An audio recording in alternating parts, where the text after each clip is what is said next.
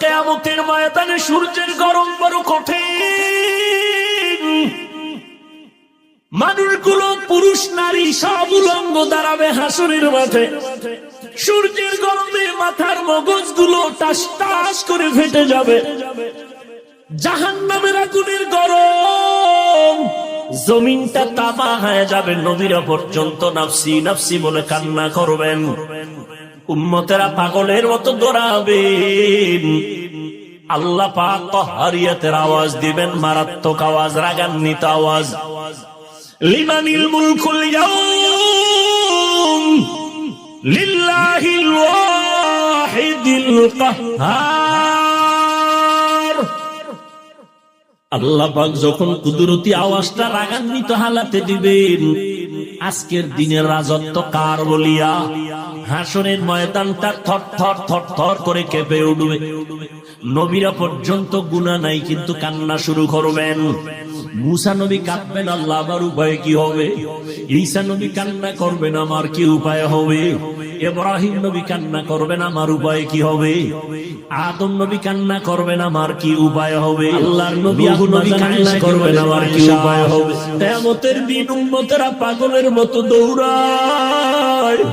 কোন নবী তাদের একটু সান্ত্বনাও দেয় না। এই উম্মতরা ঘুরতে ঘুরতে ঘুরতে ঘুরতে আমার কাছে দৌড়াইবে। আম্মা জানা এসে বলে, নবী আপনাকে কোথায় তারা পাবে? নবী বলেন, আমি আমার মাওলার সামনে মাকামে মাহমুদে সিজদায় পড়ে কাঁদবো।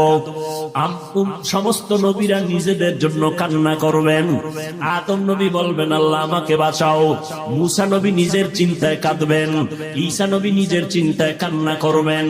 আমি মুহাম্মদ আল্লাহর দরবারে কান্না করে একবারও বলবো না আল্লাহ আমারে বাঁচাও, একবারও আমি বলবো না।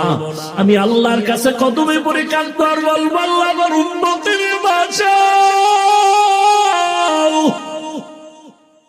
আমার উম্মতের বাঁচাও। আমার একটা উম্মত যেন জাহান্নামে না যায়। ওই জাহান্নামে যদি ধরিয়া ফেলায় আমার উম্মত, আমি জান্নাতে যাব না।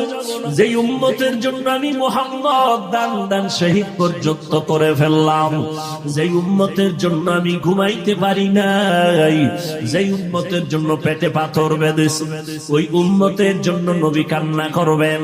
আল্লাহ বলবেন, নবী আপনি কাঁদবেন না, মাথা উঁচু করে আপনার উম্মত গুলো বাছাই করে করে জান্নাতের দিকে নিয়ে আগাইতে থাকেন।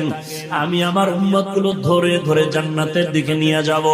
আম্মা জান আয়েশা রাদিয়াল্লাহু আনহা বলেন, নবী কোটি কোটি কোটি কোটি হাজার কোটি মানুষের ভিতর আপনার উম্মত চিনবেন কি করে?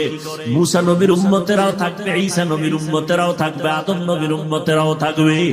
আমার নবী বলেন, আয়েশা আমার উম্মত যারা খাঁটি উম্মত, 5 বেলা ওযু বানাইয়া নামাজ আদায় করেছে, কিয়ামতের দিন নামাজের ওযুর অংশগুলো নূরের আলোতে ঝলমল করা শুরু করবে। আমি নবী দেখে দেখে তাদের জান্নাতের পথে নিয়ে যাব। ও নবীর আশিকের দল, ও বেনামাজির দল, ওই দিন যদি আমার নবীর পাশাই পাপ করিয়া যাও, নবী যদি তোমাকে বলে তুমি আমার উম্মত না, নামাজ পড়ো নাই, ওই দিন কিন্তু বিপরীত লাইনে তোমার হাতে হ্যান্ডকাপ লাগিয়া যাবে। আল্লাহ অর্ডার করবে, ফেরেশতা এই গুনাহগার বেনামাজির হাতে জাহান্নামের হ্যান্ডকাপ লাগাও, জাহান্নামের দিকে টেনে টেনে নিয়ে যাও। জাহান্নামের আগুন শরীরে লাগবে, কলিজা পর্যন্ত ভুনা হয়ে যাবে। ও যুবক, স্কুলে পড়ো, কলেজে পড়ো, চাকরি করো, ব্যবসা করো, কোনো বাধা নাই। আল্লাহকে পাওয়ার জন্য আলেম হওয়া শর্ত না, মাদ্রাসায় পড়া শর্ত না। অন্তরকে গুনাহমুক্ত করে দাও, মা বাবার দোয়া নিয়ে চলো, উলামায়ে কেরামের পরামর্শ নিয়ে নবীর তরিকা সুন্নাত অনুযায়ী চলো। জীবনে জবান দিয়া কাউকে কষ্ট দিও না, মা বাবারে কষ্ট দিও না, তোমার ব্যবহার দিয়া মুরব্বি উলামায়ে কেরামের কষ্ট দিও না। নবীর তরিকা মানিয়ে চলো। তোমার মতো কত যুবক জীবনে মাদ্রাসায় পড়ে নাই, স্কুল কলেজে জেনারেল লাইনে থাকিয়া রাস্তায় গাড়ি চালায়, নামাজ পড়ে, তুমি কেন পারবা?